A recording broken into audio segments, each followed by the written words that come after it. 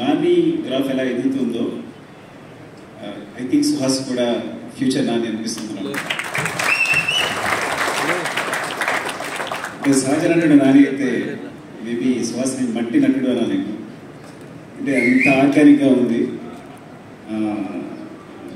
చాలా అంటే I think తన పర్ఫార్మెన్సెస్ అన్నీ వరుసగా చూస్తున్నాం కదా, చాలా సింపుల్గా న్యాచురల్గా ఆ క్యారెక్టర్స్ని విడిపోయి ఐ థింక్ చాలా చాలా ఫ్యూచర్ కనిపిస్తుంది నాకు.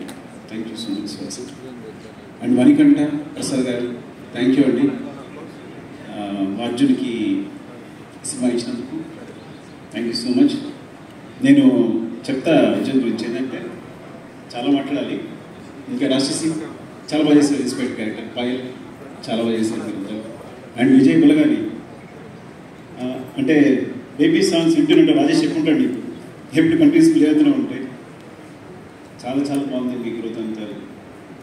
నాకు తెలిసి ముందు ముందు విజయ్ బులగాని పాటలా రాసుకోవాలి, అట్లాంటి అలాంటి రోజు రావాలి కోరుకుంటున్నాను. Thank you. అండ్ అందరికి ఇంకేమైనా రిక్వెషన్స్ మర్చిపోతే చంద్రశేఖర్ వచ్చారు.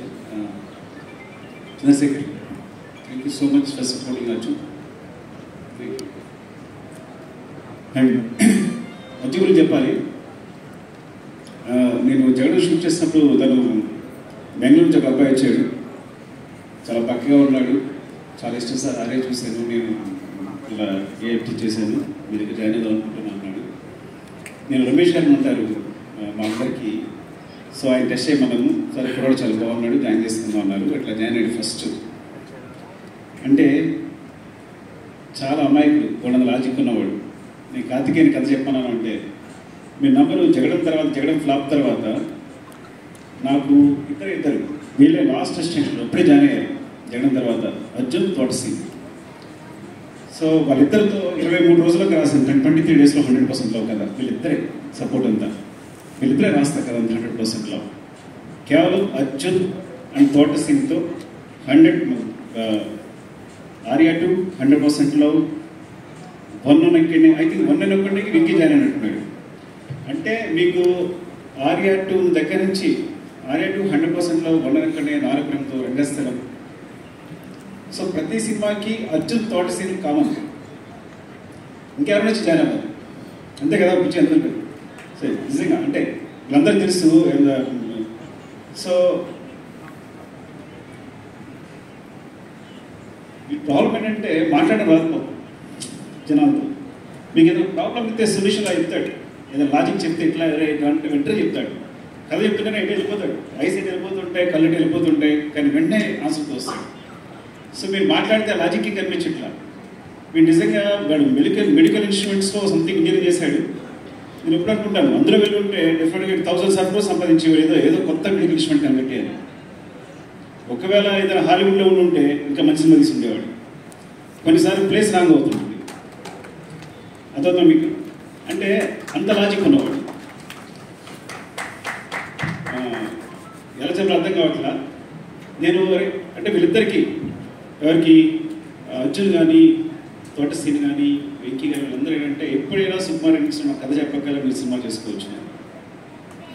కానీ లేదు సార్ నేను ఒక సినిమా చేసి వస్తాను, తర్వాత చేసి వచ్చి మీ దగ్గర చేస్తాను సార్ అన్నట్టు. సో అంత నిజాయితీ పడు.